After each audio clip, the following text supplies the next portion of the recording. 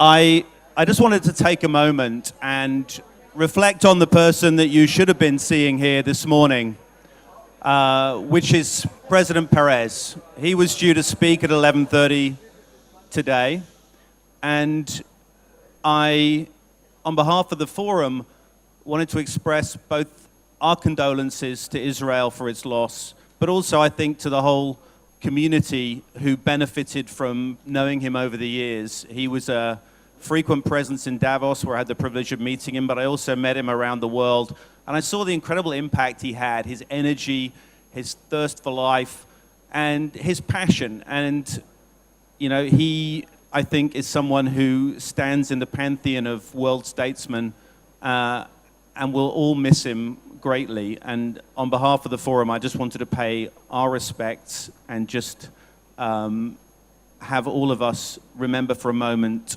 an incredible man. But part of the reason he was an incredible man was that he had energy, passion, and a thirst for life. And I think he would be the first person to tell someone like me, get on with it. So I'm going to get on with it, and I'm going to start by showing you a little film about the Fourth Industrial Revolution. So if you haven't heard about it, this coming up is the Fourth Industrial Revolution. That's a picture that was taken of me, I think they had up there a minute ago when I was arrested for something. At least it looks like that kind of picture.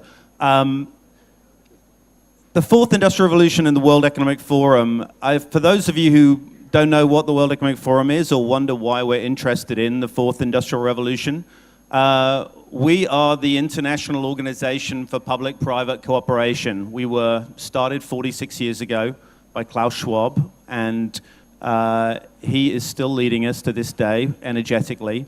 And we basically try and look for the things where business, government, civil society, academia can converge and make a difference. And we've seen a huge number of changes even in the 50 years that we've been in existence. Probably the end of the third industrial revolution with the Googles and the Facebooks. And you all are building what we call the fourth industrial revolution, which is this incredible convergence of technologies that is going to change the way we as human beings relate to one another, and it's going to have profound and important implications for society. And that's why what interests us is, what does this revolution mean for humanity? I'll give you a very, very personal example of what that means. I was a historian. I trained at a university called Oxford, and I studied the Dark Ages, which is a period when everything in Europe went backwards, including technology. And my daughter is currently wondering where she should go to university. And she has in mind that she would like to go to Oxford University, so she's studying their exams to prepare herself. And those examinations are textual analysis. So if you want to be a historian today, you have to analyze and summarize text. And so she showed me some of the questions. They seem very familiar. History hasn't changed a lot since I last looked at it. But I had to pull out an app from my pocket on my mobile phone and show her that I actually have on my phone an application that does exactly those things that she is currently trying to do to pass her exam to study history for 3 years at a university, which is to say it summarizes content very accurately. It prioritizes content, probably better than she could or I could. And it effectively fulfills the requirements to enter Oxford right now, this little mobile application. Now, I'm obviously not going to send a mobile application to university or pay all the expenses that go with it. But what I said to her was, what are you doing looking at spending 3 years of your life studying something that can now be done by something on my phone? She slapped me, walked out, we're not speaking. But apart from that, sorry, we are speaking. That was a joke. You're allowed to laugh. Please, make me feel less lonely. But, you know, that is the way we are engineering ourselves right now. Oxford University is full of very smart people. I was there a couple of weeks ago. It knows what's coming down the line. It has a school devoted to the study of the future. And yet it is preparing this year to bring in a swathe of young people who will study something that an algorithm can do. Is this a smart response to the way in which the questions around this industrial revolution are going? I think it tells you something about what we as human beings need to think about when it comes to technology, which is to say we're very good at adapting and adopting technology. I'm sure half of you are listening to me while doing something more interesting like playing Carcassonne or Civilization, or sharing something on Facebook. But you know, when it comes to the way we organize ourselves and structure our lives, you know, my kids still take summer holidays from school, which are dictated by a very basic need to bring in the harvest. That's why they have summer holidays that last for 2 months. You know, my kids are terrible agricultural workers. They refuse to bring in the harvest in the Monck house. You know, they've never even baled a hay bale. I mean, it's terrible. But there's no way I can go to the school and say, really, we stopped using children in agricultural labor about 150 years ago. Could you please look at the school holiday system? Schools, they're used to it. Teachers are used to it. We're all used to it. So some of the fundamental things we need to think about when this industrial revolution occurs is how we actually adapt to it. I know you'll probably have heard people stand and talk about the dangers of artificial intelligence and the problems that we have coming up on gene editing and the risks. They're all real. They're not going to disappear. But the fundamental issues behind the fourth industrial revolution are us, human beings.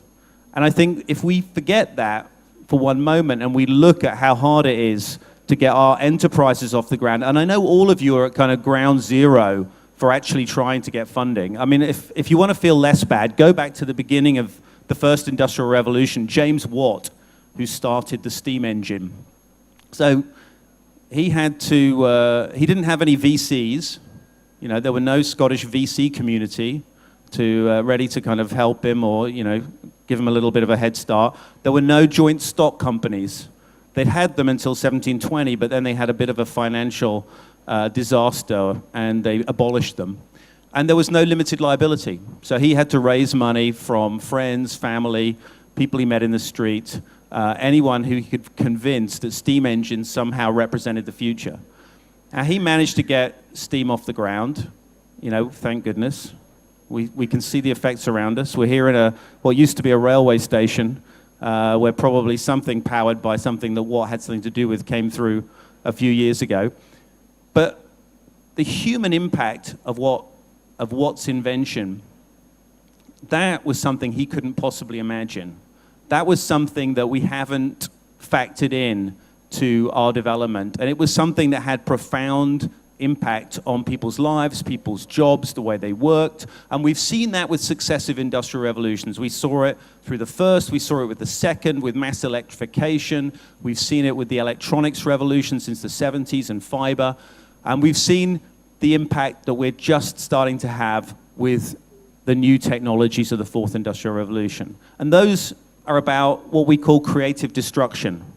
You know, Schumpeter's great phrase, it sounds great until you're one of the people being destroyed.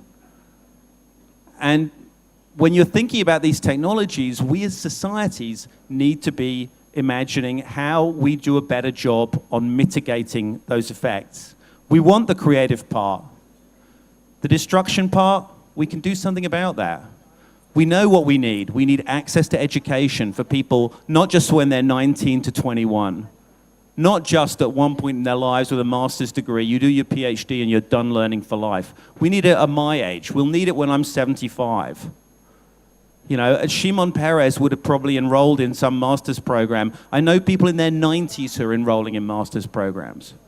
You can't imagine that education is something we're ever going to have to stop doing. This is a given, and this is part of what we're talking about in the fourth industrial revolution. So it's not just the case of thinking about where your next venture funding round is going to come from. It's not just a case of worrying about some of the real and fundamental problems of getting your technology off the ground. It's about imagining how what your experience brings can help inform policymakers, decision makers, people who are going to be taking some of the decisions, or people who don't even know they need to be taking these decisions about our collective futures.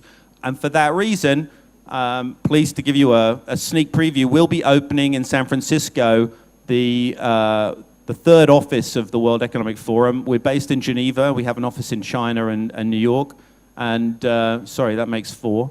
It'll be our 4th office, and we're putting 70 people into San Francisco to start the process of drawing together technology, government, civil society to start thinking with some of those folks about what those human dimensions might be. We'd love input and thoughts on how that process unfolds. We look to you guys, not to us, to be the people leading that process. And I'm personally delighted to be here and follow what you're doing. I had a chance yesterday to be in the panel on artificial intelligence, and just to see people in their 20s schooling us on what the future looks like is a fantastic privilege. So thank you for allowing me to speak to you. Thank you for being part of shaping this revolution, and thank you too for everything I'm going to experience later on today when I get a chance to go out and see more and learn more from you. Thank you.